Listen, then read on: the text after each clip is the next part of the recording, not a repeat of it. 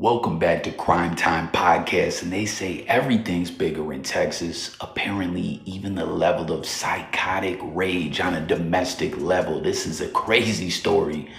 Comment if you've heard this story already.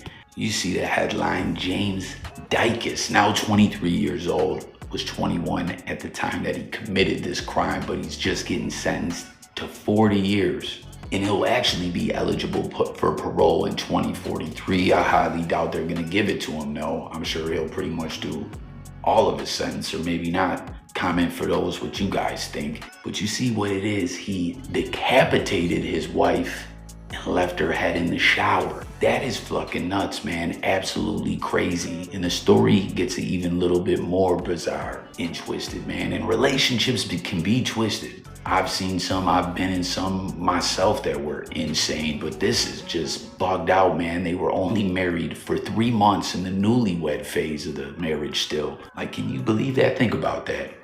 You meet a woman, fall in love with her, or ladies the other way around, or hell, to be politically correct, any variation of marriage, whatever. I don't want to offend anyone or leave anyone out. Just one individual falls in love with another individual to the point they're getting married, taking it. You see the picture, they're happy as can be.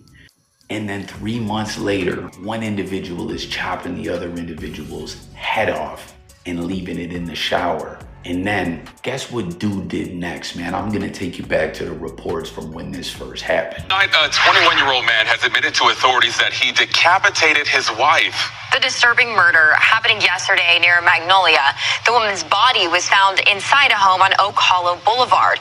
Fox 26's Matthew Seedorf is in Waller County tonight, where the community is mourning. Matt. There's a growing memorial tonight outside of Chepe's where this victim worked. Tonight you can see the flowers, the teddy bears, the candles. This woman loved in this community. New mysterious surveillance video only adding to the disturbing murder investigation in Waller County. James Dykes seen here stealing a beer from where his wife worked only minutes after authorities believe he decapitated her with a kitchen knife. Everything happened on the property, and all parts and pieces were recovered and submitted for evidence. Friends and family holding a vigil Thursday night for the victim, 21-year-old Angie Diaz from Nicaragua. Described as a hardworking, smart woman who loved to laugh. Truthfully, I think everyone loved her here at the store. Not just us here at the store, but all the customers. She was good friends with most of the clients. Angie worked at Chepe's for about 3 years.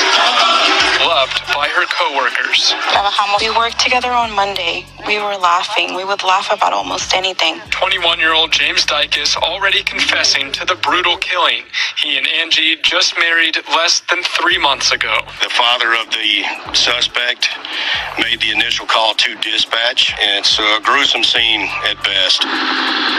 Flowers, pictures, and stuffed animals piling up near the crime scene on Oak Hollow. A shocked community now coming together, heartbroken. Just absolute horror. Very scary, very sad. It's a small town. Everybody kind of crosses paths at one point or another. Angie was a sweet girl. Family and friends holding a memorial on. Can you believe that? The next thing that he did was go to where she worked, steal a beer, crack that thing open, not pay for it. And you see him just enjoy a cold one on his way to the car. And when he got arrested, he confessed and everything, man.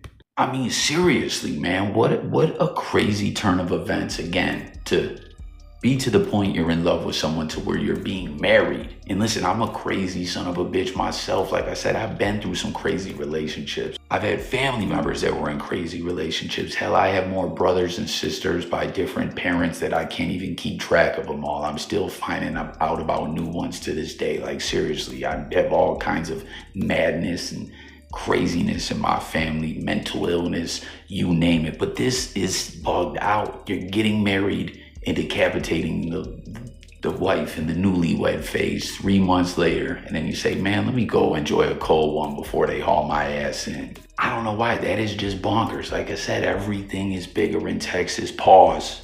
Even the psychotic rage on a domestic level. And at the end of the day, the dude worked out a plea deal, 40 years. You see, what is it again? 2043. So how many years is that away? 19 years. So half of the time, I guess, in before he can go up for parole. So he'll be in his 40s when he goes up for parole. He'll be in his 60s when he maxes out. So this dude will potentially touch down and be a free man again before his life is over.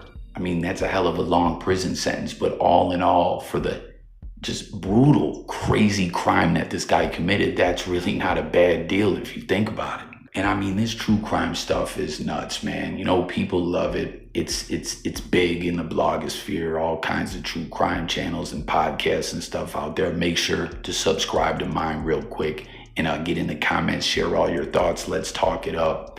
New true crime and crime content and crime stories dropping on a daily basis, right? People love watching this stuff.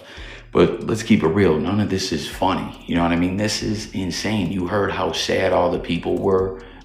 The wife, RIP to her, Angie Diaz, had came here from Nicaragua searching for a better life. She had a job. Everyone loved her at the job. She went out, had fun with her colleagues, her co-workers. And I wonder if that's where it all stemmed from. You know what I mean? Was she out there gallivanting with someone that she worked with, or dude thought she was? And when I'm saying that, I'm not saying that that would be okay if that was the case. I'm just trying to find some kind of scenario that would have something like this go down. And nonetheless, no matter what was going on, there's no reason to do something like that. So don't get it twisted for a second. You know what I'm saying? Like, some people just are off the charts crazy, and relationships can often be what brings that out of individuals. Sometimes people that it shocks everyone, like, yo, I don't know that that's the case in this situation, but I'm saying in other situations I've seen where people snapped and